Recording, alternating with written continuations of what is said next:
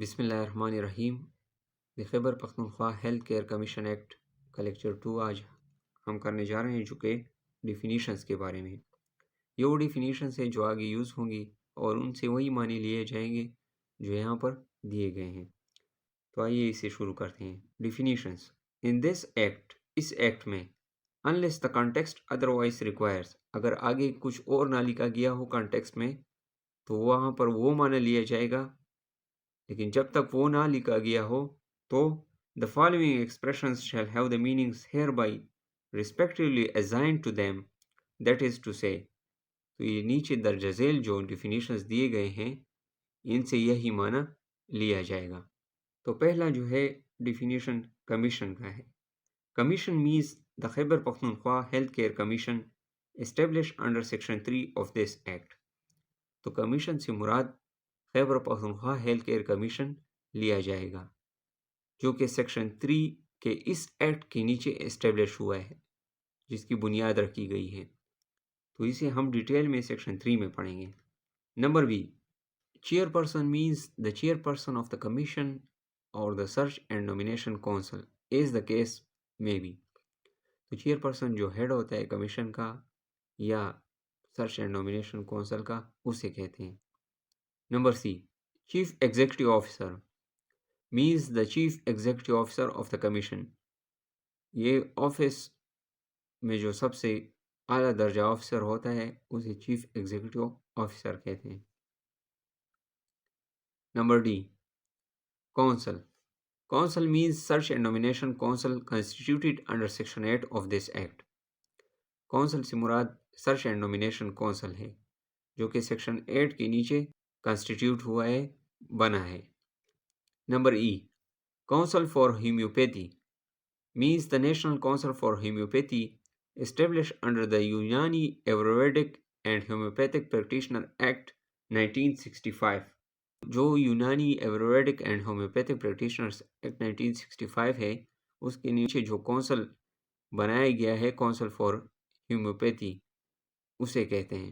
ایورویدک یہ جو ڈائٹنگ کے ذریعے جو ہربل علاج ہوتے ہیں اسے کہتے ہیں۔ نمبر ایف، کونسل فار طب means the National Council for طب established under the Unani Ayurvedic and Homeopathic Practitioners Act 1965۔ تو یونانی ایورویدک اینڈ ہومیوپیتھک جو پریکٹیشنر ایکٹ 1965 ہے، اس کے نیچے جو کونسل اسٹیبلشڈ ہوا ہے اسے کونسل فار طب کہتے ہیں۔ Number G, fund. Fund means the Health Care Commission Fund established under section 24 of this act۔ Section 24 health care commission act کے نیچے جو فنڈ کی بنیاد رکھی گئی ہے اسے فنڈ کہتے ہیں۔ تو ہم ڈیٹیل کے ساتھ پڑھیں گے کہ آگے سیکشن 24 میں کہ فنڈ کہاں کہاں سے آتا ہے۔ Number H, government. Government means the government of the Khyber Pakhtunkhwa. Number I, health care establishment. Health care کہتے ہیں صحت کی دیکھ بھال اور اسٹیبلشمنٹ کہتے ہیں ادارے کو۔ تو صحت کی دیکھ بھال کے جو ادارے ہیں ان سے کیا مراد ہے؟ means a hospital، diagnostic center، blood banks، medical clinics، nursing home، maternity home، dental clinic، homeopathy clinic، طب clinic، acupuncture، physiotherapy clinic اور any other premises or convenience۔ تو ہیلتھ کیئر اسٹیبلشمنٹ سے مراد اس میں کیا کیا آتے ہیں؟ صحت کے دیکھ بھال کے اداروں میں کیا کیا آتے ہیں؟ اس میں ہسپتال آتا ہے جو بیماری کی تشخیص کرتے ہیں، جسے ڈائگنوسٹک سینٹر کہتے ہیں، وہ آتے ہیں، بلڈ بینکس ہو گئے، میڈیکل کلینکس، نرسنگ ہوم ہو گئے، میٹرنٹی ہوم یہ جو زچگی کے جو مسائل جن کی علاج کرتے ہیں اسے میٹرنٹی ہوم کہتے ہیں، ڈینٹل کلینک جو دانتوں کے متعلق ہے، ہومیوپیتھی کلینک، طب کلینک، ایکوپنچر یہ چائنیز طریقہ کار ہے علاج کا، جس میں سوئیوں کے ذریعے بندے کا علاج کیا جاتا ہے، فزیوتھیراپی جسمانی ورزش کا علاج ہوتا ہے، کلینک، اور اینی ادر پریمیسز اور جو احاطے ہیں اور کنوینس یا جگہ ہیں، تو یہ ہیلتھ کیئر اسٹیبلشمنٹ میں آتے ہیں۔ تو اس میں دو کلاس دیے گئے ہیں۔ نمبر اے، ہوللی اور partly use for providing health care services in public and private sectors, جو یا جو ہے پورے یا جو ہے آدھے استعمال ہو رہے ہوں صحت کی دیکھ بھال کے خدمات کے لیے پبلک سیکٹرز میں یا پرائیویٹ سیکٹرز میں. پبلک سے مراد عوامی جو شعبے ہیں اور پرائیویٹ جو جن کی ذاتی شعبے ہوتے ہیں ان میں. Number be declared by the commission as a health care establishment یا کمیشن نے جو ہے اسے صحت کی دیکھ بھال کے ادارہ قرار دیا ہو تو یہ جو ہے ہیلتھ کیئر اسٹیبلشمنٹ کے زمرے میں آتا ہے. ہیلتھ کیئر سروسز صحت کے دیکھ بھال کے خدمات means services provided in public and private sectors for diagnosis. تو صحت کی دیکھ بھال کی خدمات میں کیا کیا چیزیں آتی ہیں؟ اس میں وہ خدمات آتے ہیں جو فراہم کیے جاتے ہیں عوامی یا ذاتی جو شعبے ہیں. کس چیز کے لیے؟ فار ڈائگنوسس تشخیص کے لیے، بیماری کی تشخیص کے لیے، ٹریٹمنٹ یا علاج کے لیے، اور کیئر آف پرسنس یہاں وہاں پر جو ہے لوگوں کی دیکھ بھال ہوتی ہے. سفرنگ فرام اینی فزیکل اور مینٹل ڈیزیز جو کہ ذہنی یا جسمانی امراض سے گزر رہے ہوں، انجری زخمی ہوں، اور disability including procedures that are similar to form of medical dental اور سرجیکل کیئر. تو اس میں جو ہے ڈسیبلٹی جو معذور ہوتے ہیں یہ اور جو میڈیکل میں اور جتنی بھی چیزیں آتی ہیں ان سے وہ بھی ان میں آتی ہیں. ڈینٹل ہو گئے یا سرجیکل اور surgical care but are not provided in connection with a medical condition and includes any other services notified by the government. اور اس میں وہ چیزیں بھی آتی ہیں جو میڈیکل کنڈیشن جن کے ساتھ جڑی نہ ہو، جیسے کہ چہرے خوبصورت کرنے کے لیے جو آپریشنس کیے جاتے ہیں تو وہ بھی ان میں آتی ہیں، اور بھی سروسز آتی ہیں جو کہ گورنمنٹ نے نوٹیفائی کیا ہو. ہیلتھ کیئر سروس پرووائڈر صحت کی دیکھ بھال کے خدمات فراہم کرنے والا. مینز ان اونر بھی ہو سکتا ہے، اپنی جگہ بھی ہو سکتی ہے، وہ خود کر رہا ہو، مینیجر یا جو ہے اس کی مینجمنٹ کر رہا ہو، اور in charge of a health care establishment یا جو ہیلتھ کیئر جو صحت کی دیکھ بھال کا ادارہ ہے وہ اس کا انچارج ہو. تو یہ سارے اس میں آتے ہیں. And includes a person registered by the medical and dental council, council for طب، کونسل فار ہومیوپیتھی اور نرسنگ کونسل. اور یہ سارے بندے اس میں آتے ہیں جو ان کونسل سے رجسٹرڈ ہوں. تو یہ کون ہے؟ یہ صحت کی دیکھ بھال کے خدمات فراہم کرنے والے لوگوں میں یہ لوگ آتے ہیں. Number L inspector. Inspector means a person or expert having relevant qualification and experience commissioned by the commission for assessing compliance to standards, protocols, guidelines prescribed by rules or regulation.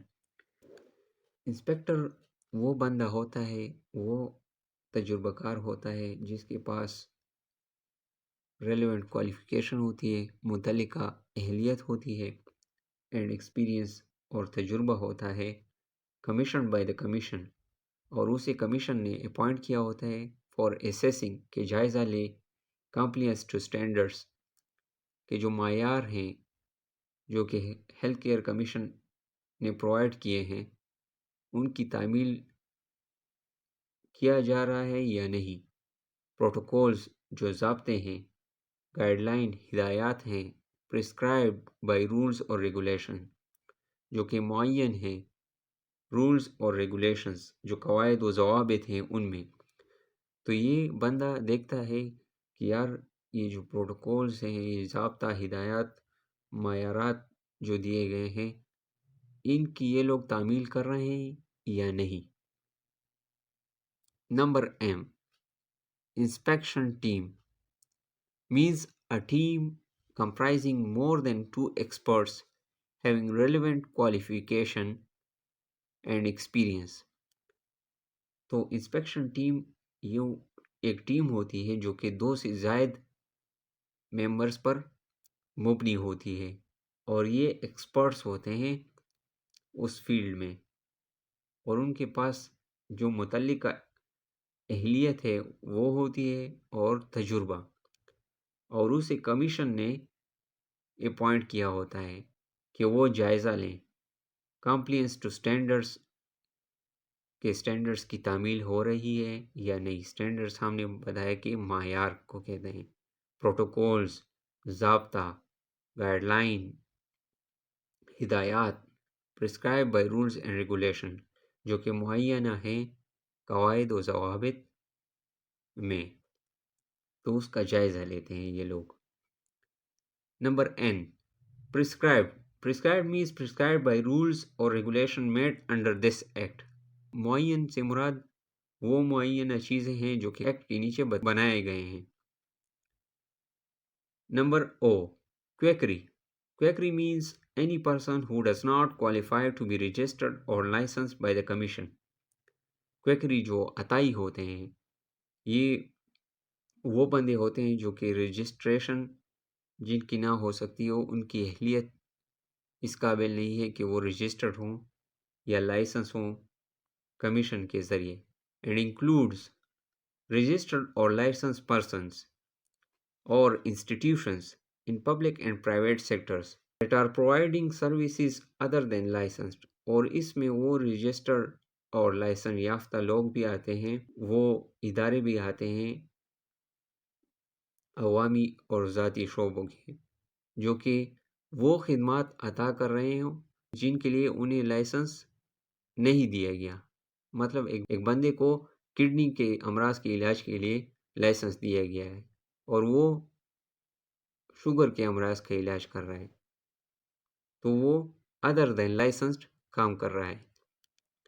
Number P، regulations, ضابطہ means the regulations made under this act. تو اس act کے نیچے جو regulations ہے، ضابطے ہیں، ان سے مراد وہ ہے. Rules means the rules made under this act. اس ایکٹ کے نیچے جو رولز بنائے گئے ہیں، جو قواعد بنائے گئے ہیں، ان کو رولز کہتے ہیں. اسی کے ساتھ آج کا ہمارا لیکچر ختم ہوا. ملتے ہیں نیکسٹ ویڈیو میں. والسلام.